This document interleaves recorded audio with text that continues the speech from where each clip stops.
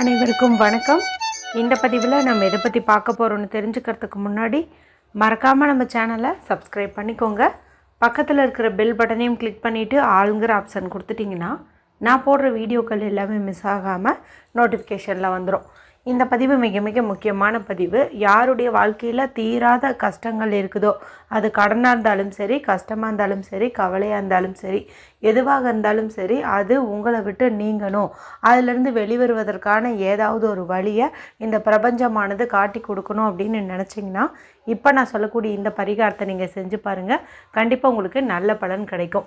எப்போவுமே சொல்கிறது தான், ஒரு சில பரிகாரங்களை சாதாரண நாட்களில் செய்யும்போது நமக்கு ரிசல்ட் கிடைக்கலைனாலும் சில பிரபஞ்ச வசிய நாளில் செய்யும்போது அது 100% பலனை கொடுத்துரும். இன்றைக்கி நமக்கு 369 அப்படிங்கிற நிக்கோலா டெஸ்லா கண்டுபிடிச்ச பிரபஞ்ச எண்ணுக்கான செயற்கை அமைஞ்சிருக்குது. எப்படின்னு கேட்டிங்கன்னா, இன்றைக்கி அக்டோபர் மாதத்தின் 7ஆம் தேதி, புரட்டாசி மாதத்தின் 21ஆம் தேதி நிறைஞ்ச செவ்வாய்க்கிழமை. இந்த செவ்வாய்க்கிழமைங்கிறது முருகப்பெருமான் வழிபாட்டிற்கும் அவங்கள அதிபதியாக கொண்ட செவ்வாய் பகவான் வழிபாட்டிற்கும் ஏற்றதொரு நாளாகவே கருதப்படுது.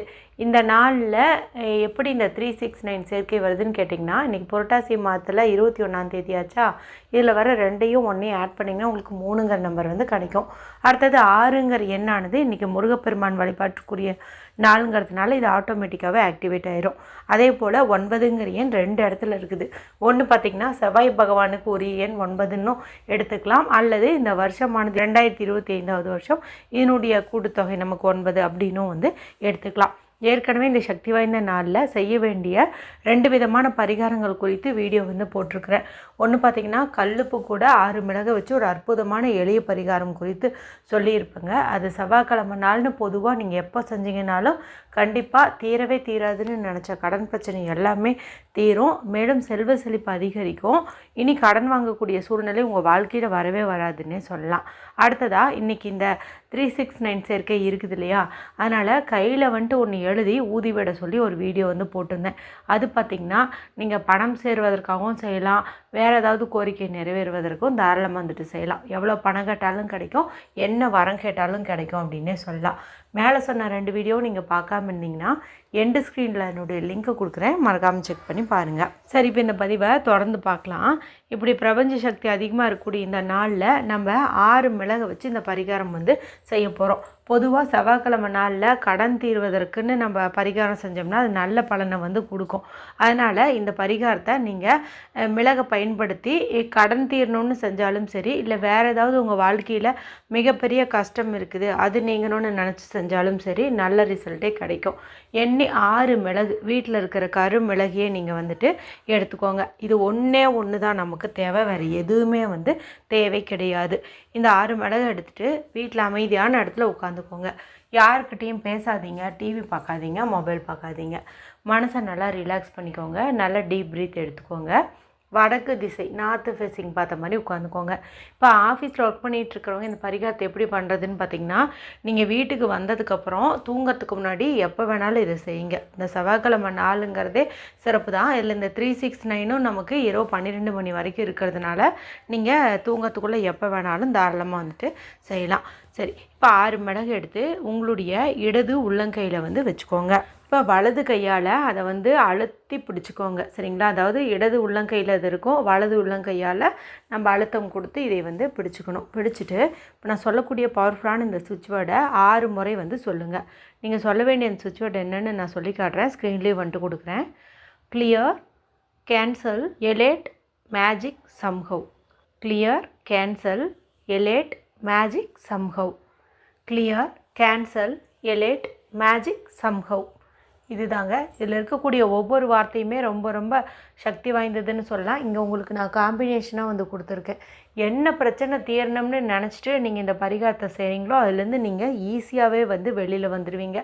அதுக்குண்டான வழியை இந்த பிரபஞ்சமானது உங்களுக்கு சீக்கிரமாகவே காட்டி கொடுத்துரும் அப்படின்னே சொல்லலாம். இப்படி 6 முறை சொன்ன பிறகு உங்கள் கையை எடுக்காதீங்க, அப்படியே 2ஐயும் சேர்த்தே வச்சுருங்க. வச்சுட்டு அந்த பிரச்சனை உங்களை விட்டு நீங்கிடுச்சு அப்படிங்கிற மாதிரி நீங்கள் இமேஜின் பண்ணுங்கள். கடன் பிரச்சனைன்னா இப்போ கடனுக்கு அடைப்பதற்கு தேவையான பணம் கிடச்சிருச்சுங்கிற மாதிரியும், வேறு ஏதாவது கஷ்டம் அப்படிங்கும்போது அந்த கஷ்டம் தீர்ந்துடுச்சு அப்படிங்கிற மாதிரியும் நீங்கள் இமேஜின் பண்ணுங்கள். எதுவாக இருந்தாலும் விசுவலைசேஷன் ரொம்ப ரொம்ப முக்கியம். இந்த மாதிரி வந்து நீங்கள் இமேஜின் பண்ணின பிறகு இந்த மிளகு இருக்குது இல்லையா, இதை நீங்கள் ஒன்று ஒன்றா வந்து பொறுமையாக நீங்கள் டஸ்ட்பினில் போட்டாலும் சரி, டாய்லெட்டுக்குள்ளே போட்டாலும் சரி, இல்லை வீட்டுக்கு பக்கத்தில் ஓடுகின்ற நீர்நிலை இருக்குது, அதாவது குளம் இருக்குது, ஏரி இருக்குது, ஆறு இருக்குது அப்படின்னாலும் சரி, எதுவாக இருந்தாலும் சரி, அங்கே போய் நின்றுட்டு ஒன்று ஒன்றா பொறுமையாக நீங்கள் வலது கையால் எடுத்து அதை வந்துட்டு தூக்கி போடுங்க. இல்லைங்க அது மாதிரி தண்ணி பகுதியில் இல்லை அப்படின்னா நீங்கள் சிங்க்லேயே கூட தண்ணி திரி விட்டு அந்த சிங்க் வாட்டர் இருக்கும் இல்லையா, அதுக்குள்ளே ஒன்று ஒன்றா பொறுமையாக வந்துட்டு நீங்கள் போடுங்க. இல்லைனா வாஷ் பேசனில் போடுங்க. இல்லைனா போய் ரோட்டுக்கு வெளியில் நின்றுட்டு ரோட்டில் கூட நீங்கள் அந்த மண் மேலே தூக்கி போடலாம். இது நம்ம அப்படியே தூக்கி போடாமல் ஒன்று ஒன்றா பொறுமையாக வந்து போடணும். ஒவ்வொரு மிளகா நீங்கள் எடுத்து போடும்போதெல்லாம் உங்கள் கஷ்டம் உங்களை விட்டு நீங்கிடுச்சுங்கிற மாதிரி மனசுக்குள்ளார பாசிட்டிவான எண்ணத்தை விதைச்சிட்டே நீங்கள் வந்து போடுங்க. நமக்கு கடன் பிரச்சனை தீர்ந்துருச்சு, நம்ம கடன் அடைப்பதற்கு பணம் வந்து கிடச்சிருச்சு, இந்த மாதிரி இப்போ சொல்லும்போது நல்லா ஹாப்பியாக இருக்குது இல்லையா. இந்த மாதிரி நீங்கள் சொல்லி ஒவ்வொரு மிளகையை நீங்கள் தூக்கி போட்டுருங்க. அதன் பிறகு நீங்கள் உங்களுக்கு என்ன வேலை இருக்குதோ தாராளமாக போய் பார்க்கலாம். இந்த பரிகாரம் செஞ்சதுக்கப்புறம் குளிக்கணுமா, முகம் கை கால் கழுவணுமா அப்படின்லாம் கேட்டிங்கன்னா அந்த மாதிரிலாம் எதுவுமே வந்து கிடையாது. இது ரொம்ப ரொம்ப பவர்ஃபுல் டெக்னிக்குங்க. இது வரைக்கும் நான் வந்து உங்களுக்கு இது மாதிரி ஒரு பரிகாரம் வந்து சொன்னது கிடையாது. இன்றைக்கி நான் சொல்கிறேன் அப்படின்னா இதுக்கு வந்து பிரபஞ்சம்தான் காரணம் அப்படின்னே சொல்லலாம்.